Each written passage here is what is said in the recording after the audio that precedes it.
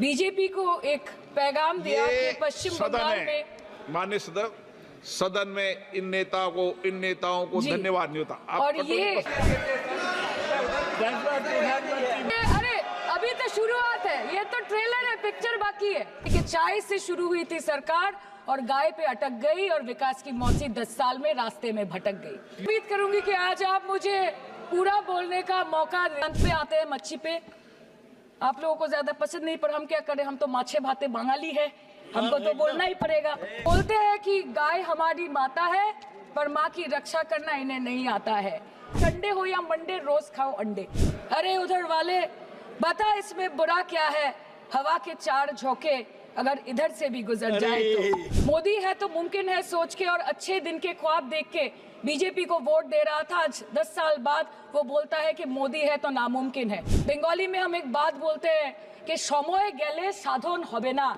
इसका मतलब यही है कि अगर समय चला गया तो साधना नहीं होगी, अगर भक्त रूठ गए तो आराधना नहीं होगी। और 3 से 303 से 240 के आंकड़े बोलते हैं कि इस बार जो आप चले गए तो दोबारा लौटने की संभावना नहीं होगी। ये पहली बार की माननीय सदस्य सुना आप? जी हाँ, बहुत अच्छी है सर, सुनिए इनका। आप बीच में मत टोकना उनको और सलाह मत देना, आप पीछे सीट पे चल जाओ। धन्यवाद अध्यक्ष महोदय, आपने मुझे बोलने का मौका दिया। मैं जादवपुर लोकसभा क्षेत्र से पहली बार चुनकर इस सदन में आई हूं और मैं धन्यवाद देना चाहती हूं मेरी लीडर ममता बनर्जी और अभिषेक बनर्जी का, और जादवपुर लोकसभा क्षेत्र के सारे वोटरों का जिन्होंने मुझे भारी बहुमत से जिताया और इस सदन में भेज के बीजेपी को एक पैगाम दिया कि पश्चिम बंगाल में माननीय सदन में इन नेताओं को धन्यवाद नहीं होता। आप और ये संदेश सर, ये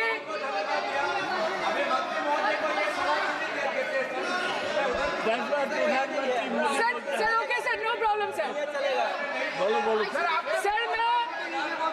सर मैं धन्यवाद देना चाहती हूँ जादवपुर लोकसभा क्षेत्र के लोगों का जिन्होंने मुझे भारी बहुमत से यहाँ पे जिता के भेजा और ये पैगाम दिया कि पश्चिम बंगाल में नफरत की रणनीति और धोखेबाजी की राजनीति नहीं चलेगी। अध्यक्ष महोदय, मैं उम्मीद करूंगी कि आज आप मुझे पूरा बोलने का मौका दें, क्योंकि हाल ही में हुए नीति आयोग की जो मीटिंग हुई थी वहां पे हमारी माननीय मुख्यमंत्री, जो देश की एकमात्र महिला मुख्यमंत्री भी है, उनका माइक बीच राह में ऑफ कर दिया गया था। वो बंगाल के अरे अभी तो शुरुआत है, ये तो ट्रेलर है, पिक्चर बाकी है। अध्यक्ष महोदय, मैं आपसे ये बोलना चाहती हूँ कि वो बंगाल के हक के लिए यहाँ पे सवाल उठाने आई थी, वो बंगाल के लोगों की बात रख रहे यहाँ पे आई थी, लेकिन उनका माइक ऑफ कर दिया गया। आपके माध्यम से मैं इस सदन में उपस्थित वहाँ जो बैठे हैं माननीय सदस्य, कोई भी नीति आयोग या कोई भी घटना को आपका डिलीट करेंगे। सर एक लाइन सर, मैं यही बताना चाहती हूँ कि बंगाल के लोगों का गला घोटने का काम किया गया और उनकी आवाज को बंद करने का काम किया गया। आगे जाके बंगाल के लोग आपके पार्टी की माइक ऑफ कर देंगे, बस एक चुनाव बाकी है, आप देख लीजिएगा। Sir, all India Trinamool Congress इस सदन और इस देश का 3rd लार्जेस्ट ऑपोजिशन पार्टी है और हम आपसे धन्यवाद हम आपको देते हैं कि आपने हमको रेलवे, स्वास्थ्य, शिक्षा और आज ये पशुपालन जैसे महत्वपूर्ण विषय पे चर्चा करने का मौका दिया। लेकिन तृणमूल कांग्रेस आगे जाके देश के हर महत्वपूर्ण मुद्दे पे बात करेगा, चाहे वो चीन का अनैतिक रूप से इस देश में प्रवेश हो या वो 700 से ऊपर आंदोलन जीवी किसानों की। माननीय सदस्य, आप पहली बार बोल रही हैं, मैं आपको हस्तक्षेप नहीं करना चाहता, लेकिन जिस अनुदानों की मांगों पर चर्चा सर अभी आ रहे हैं सर नीट के घोटाले से लेके जीएसटी के बोझ तक, एयरपोर्ट की छत टूट जाने से लेके रेल पटरी से छूट जाने तक, तृणमूल कांग्रेस के सदस्य, हर सांसद देश के हर गंभीर मुद्दे पर चर्चा करेंगे। बस यही आपको बोलना था। रिस्पेक्टेड सर, मामाटी मानुष is the Magna carta of the governance of West Bengal and our party, and I feel truly honored that today I've been given the opportunity to talk on a ministry which is intrinsic to the Mamati Manush of the country. हमारे किसान अपनी मवेशी को, अपनी फसल को माँ की तरह पूछते हैं, जिस खेत में वो हल चलाते हैं उस जमीन को नमन करते हैं. But does this major sector get support from the government? Sir, Indian agriculture supplies around 58% of India's livelihood and is a principal source of income for half of the population, accounting for 17 to 18% of the country's GDP. 70% of India's rural poor depend on livestock and farm animals. But does this sector get what it deserves? इसका जवाब अगर आप देश के किसान से पूछेंगे तो वो आपको यही बात बोलेंगे कि चाय से शुरू हुई थी सरकार और गाय पे अटक गई और विकास की मौसी 10 साल में रास्ते में भटक गई. Sir, exorbitantly high cost of cattle and poultry feed under the mismanagement of this sector by the current government and wholesale fodder inflation hovering between 25% to 28.6% in the last 2 to 3 years, it is a 9-year high. Sir, किसान खुद क्या खाएंगे? अपने परिवार के लोगों का खिलाएंगे? अपनी गाय भैंस भेड़ बकरी को क्या खिलाएंगे? सर, ऐसे ही वारदात होते हैं जहां गरीबी से जूझता हुआ एक किसान उसको अपनी गाय भेड़ बकरी को बेचने में मजबूर करते हैं और अंत में जाके वो अपनी खुद की जान ले लेते हैं. सर, पिछले 10 सालों में 1,12,000 किसानों ने इस देश में आत्महत्या की.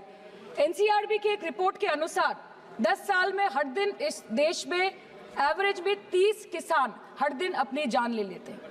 सर, इस देश के लोगों का यही है किस्सा कि जिसको जिताया वो राजा की तरह जाएगा और जिन्होंने जिताया वो फकीर की तरह.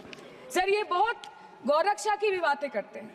देश के लोगों को ये पता होना चाहिए that there is a fodder crisis in India and the union minister has himself stated in a written reply in Rajya Sabha that yes, the country is deficit in fodder. So it means that cows are dying without food in government-owned goshalas, especially the BJP-ruled state.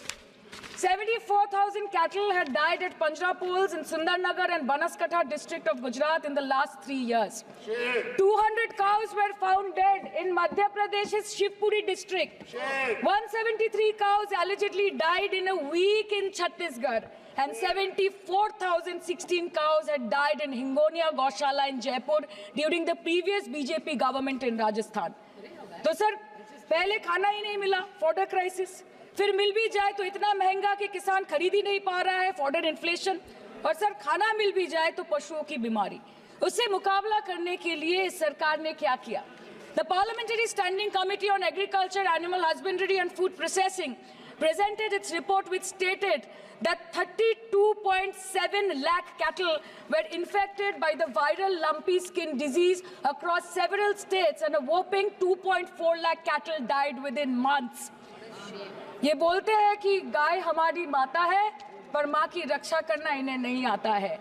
अध्यक्ष महोदय, हम सब जानते हैं कि इस ministry के अंतर्गत डेयरी भी आता है और भारत इस पूरी दुनिया में दूध के उत्पादन में नंबर 1 है, contributing to almost 24.46% of global milk production. But since the government has not been able to bridge the gap between demand and supply, it has successfully turned the country from being the largest producer of milk to an importer of milk. In the last 10 years, due to the stagnation in milk production, the gains of white revolution has been systematically whitewashed. The dairy farmers are forced to throw buckets of milk on the highway protesting against meager remuneration for their produce. And the price of milk, on the other hand, has increased by a massive 55% in the past 10 years. It was rupees 36 per litre in 2014 and now rupees 56 per litre in 2024. When this government came to power, the first thing the milk producing companies regulated by it did was to increase the price of milk by rupees 2 per litre. This was their revenge on the people of India for not providing a majority to the BJP.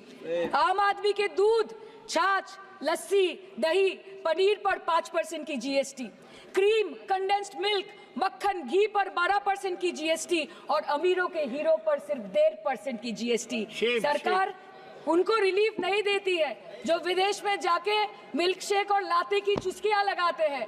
ये सरकार उनको relief नहीं देती जो आम आदमी 2 packet दूध खरीदने से पहले 10 बार सोचता है. सर, बचपन से हम सुनते आए थे कि संडे हो या मंडे रोज खाओ अंडे. India rank 2nd in egg production in the world. और अंडे का फंडा यही है सर कि भारत के बच्चों के किस्मत में महीने में एक अंडा नहीं मिलता. मिड डे मील के चलते हफ्ते में अगर एक आध अंडा मिल भी रहा था तो कहीं धर्म के नाम पे तो कहीं महंगाई के चलते उसे बंद करने की मांग उठ रही है। Sir, more than 50% children under the age of 5 suffer from chronic malnutrition in the country, and roughly 17% children are underweight, and yet most BJP-ruled states do not serve eggs in mid-day meal scheme. This is the example of Poshan Kal in India. Sir, अंत पे आते हैं मच्छी पे। आप लोगों को ज्यादा पसंद नहीं, पर हम क्या करें, हम तो माछे भाते बंगाली है, हमको तो बोलना ही पड़ेगा। And not to forget that 2.8 crore fisher folk are employed directly in catching fish in the country, and millions are employed in the value chain of selling fish and aquaculture. India stands third in the world in the terms of fish production, contributing to 8% of global fish production, and ranks second in aquaculture production. The PM talks about blue revolution, but this government has allocated only 0.045% funds out of the total budget for the flagship scheme, Pradhan Mantri Matsya Sampad Yojana. Even after this meager allocation, they did not utilize 39% of the funds, and in 23-24, they did not utilize 24% of the funds allocated. और sir, भले ही सरकार को मणिपुर शब्द से allergy हो, but the fact remains that 1.5 years of lack of governance in the state has led to endangering of the fish species in India's largest freshwater body in Manipur, the Loktak Lake. So the government has to generate employment opportunities, investment in areas such as exports, post-harvest processing, and import substitution. It has to deal with adversities like overfishing, depleting of fish stocks, pollution, disease outbreak, destruction of habitat, and climate change. So my own parliamentary constituency has assembly constituencies like Baruipur, Shonarpur, Bhangor, which are heavily dependent on these sectors for livelihood. Main crops grown are wheat, rice, vegetable, fruit, oilseed, pulses, cotton and jute, and animal husbandry is practiced mostly by women in the self-help groups in the South Chobbish Pargona. They rear a wide range of domestic animals, including cattle, poultry, goat, particularly the black Bengal goat and the Pekin duck. And I take extreme pride in saying that in the last 5 years of the TMC government, the CM Mamata Banerjee has allocated a massive amount of 76,680 crore to agriculture and its allied sectors for their development. The government of West Bengal has achieved remarkable success in implementation of state schemes, namely Bangla Dairy. The state-owned company is providing financial incentive at the rate rupees 11.5 per litre of raw milk directly to the bank accounts of primary dairy farmers through milk unions. Bangla Dairy procured 3.55 crore kg milk in 2023, for which rupees 109 crore was paid to dairy farmers through direct benefit transfer. 47,900 fresh Kisan cards have been issued in the last 3 years for animal husbandry. Up to 30th November 2023, rupees 393 crore was sanctioned to marginal animal rearers in the rural areas. Bangla Shosho Bima scheme, a fully state-funded scheme for crop insurance. Total 1.28 crore farmers were enrolled under the scheme during 23-24. 70 lakh farmers got claim settlement worth rupees 247 crore. 76,049 farmers are getting pension amounting to rupees 1,000 per month under Joy Bangla scheme. Super Bangla scheme was introduced in 2014 for ensuring remunerative prices for agricultural produce, integrating about 80,000 farmers and procuring about 100 metric tons of perishables daily. The annual turnover of this project is now rupees 106 crore. 77 new stores have been opened in financial year 23-24. 186 Krisak Bazars sub-market yards are running successfully, providing excellent marketing infrastructure for aggregation and ease of marketing. And to be mentioned that West Bengal is one of the largest cold storage capacities in the country at more than 87 lakh metric ton with 620 cold storages. New investment of rupees 239 crore is upcoming in this sector this year with an employment opportunity for nearly 20,000 people. अरे उधर वाले बता इसमें बुरा क्या है, हवा के चार झोंके अगर इधर से भी गुजर जाए तो. Now coming to the demands of pending funds from the government of India to West Bengal on animal husbandry and welfare. 50% of the central share, rupees 12.72 crore for financial year 23-24, being the recurring expenditure for mobile veterinary units, is pending with the Government of India. Government of West Bengal requested for sanctioning an additional 126 MVUs for 24-25. However, it was regretted, citing want of funds. The proposed central share of 49.93 crore for financial year 24-25 for assistance to states for control of animal disease has not yet been released by the Government of India.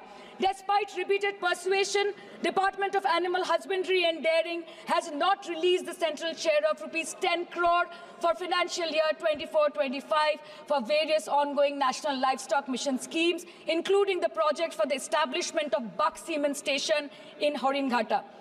ये तो बस इसी ministry से बकाया है बंगाल का। अभी दूसरी मिनिस्ट्री प्रक्रिया तो पता नहीं कहाँ पे जाके ये खत्म होने वाला है।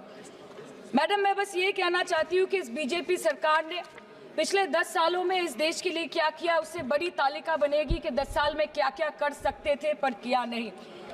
2014 में जो किसान मोदी है तो मुमकिन है सोच के और अच्छे दिन के ख्वाब देख के बीजेपी को वोट दे रहा था, आज 10 साल बाद वो बोलता है कि मोदी है तो नामुमकिन है। शायद अभी वो किसान है भी नहीं।